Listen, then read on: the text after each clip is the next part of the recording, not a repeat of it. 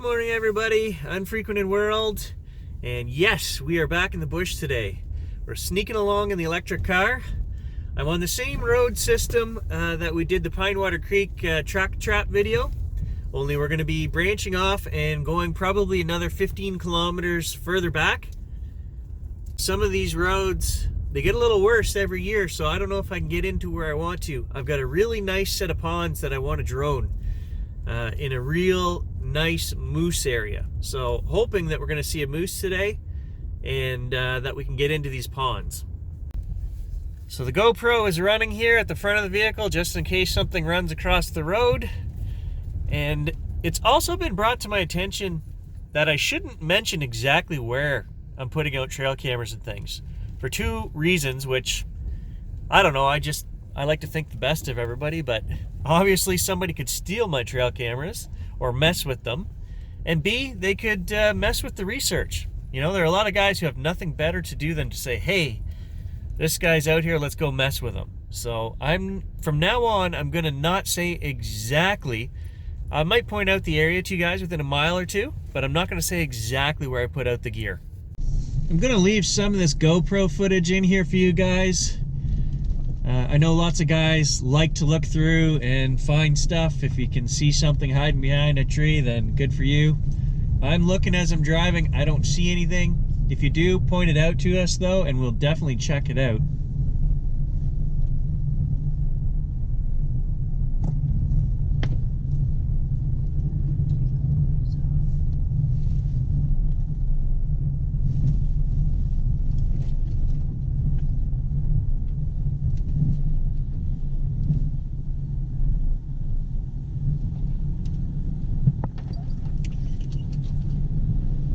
I don't know about anybody else's experience with their GoPro. I have a 3 and I loved it. But this 6, man, it just keeps freezing all the time. And I've tried 6 different video cards. The firmware has been updated. Man, I don't know what to do with this stupid thing. I contacted the company. Oh, we'll give you $100 off the version 7. No, this still has warranty. Fix it. So that's going to be my luck. We're going to be driving along and this thing's going to lock up on me. When it does that, I have to pop the battery out of it. There is no other way to get it functioning again. I don't know. It just makes me think. I don't think I would ever spend the money on another GoPro. Also wanted to mention that you can really feel the change in season coming now. It was 2 degrees Celsius this morning. So I know we're only August 10th today, but you can feel it. Fall's coming.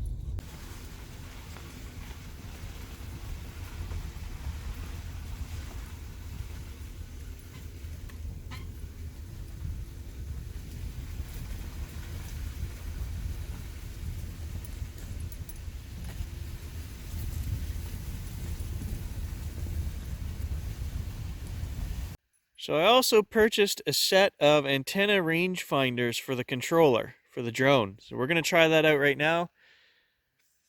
Off through here is a big swamp that I want to drone for you guys, so we'll throw the extenders on and give it a go. So there they are mounted on the drone antennas. Let's give it a go and see how it works.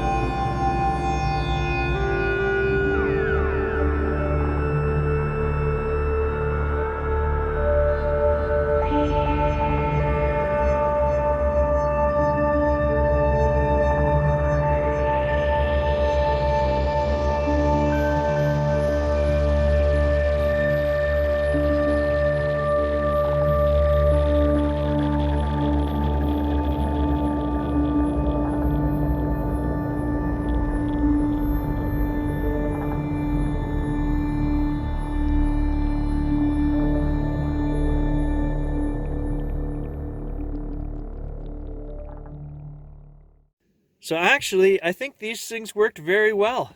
I was out over 1,000 meters, didn't have any problems, brought the drone a little lower into the swamp, didn't lose signal. I did keep the, you have to remember to keep these dishes pointed in the direction that your drone is straight out from you, otherwise you can lose signal. I didn't have any issues with that. I think they worked really well. So more testing required, but so far for 12 bucks, I'm impressed. Something else I wanted to talk about with you guys is carcasses. How many deer or moose or bear carcasses have you found in the wild? As a hunter with 40 plus years in the bush, I'm going to tell you, I've never just found a full carcass of a deer or a bear. You do find where the hunters drop off scraps. So guys will throw their hide and stuff right off these back roads. So if you're 10 meters, off the road, that's a hunter did that. Or a poacher. So when something wild dies up here, it gets scavenged and it's gone within a week usually. But there was one time about 6 years ago where I found a full moose carcass. It was strange because every bone was still there. It was as if the old moose had just dropped dead and the wolves and whatever didn't scavenge it. Even if I remember correctly, there might have been a little bit of porcupine work on the antlers. The porcupines like to come and chew on the antlers to get calcium. There might have been a little bit, but so I don't know what that moose died of, but nothing touched it. I even took pictures. It was so strange, and I'll see if I can find those, and I'll put them in the video right here. But other than that, one time, guys, in 40 years, I've never found a full carcass of anything just lying in the bush. I've never seen a bear skull. We do find antler drops, and usually the moose shed their antlers in the same places every year or the same set of swamps or whatever. But even those are hard to find, so it's pretty rare. Yeah, my daughter says, well, that moose must have died of some sickness and nothing wanted to eat it. I said, no, I have another theory. I watched the documentary on cow mutilations, and apparently nothing eats the cows that have been mutilated. I said, well, maybe this moose was abducted by aliens.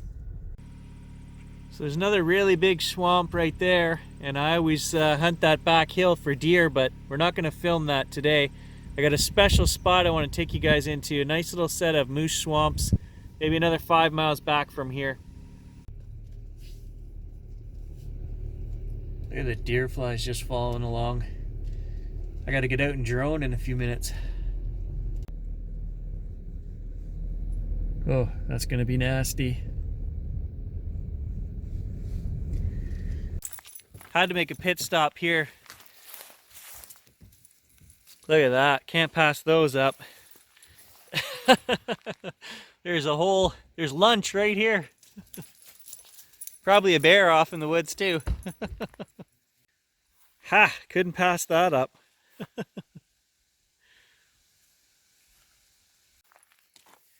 Now that's funny.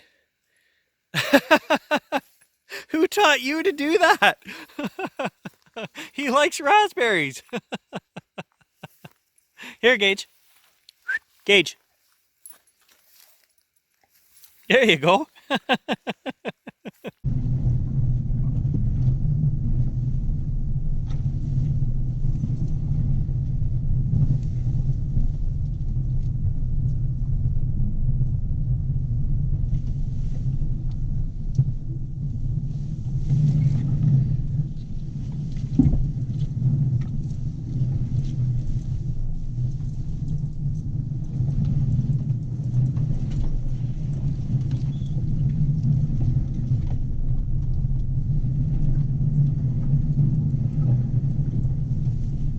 All right, so we made it where I was trying to get. Just over that hill there is a big set of swamps that goes for a mile down that way.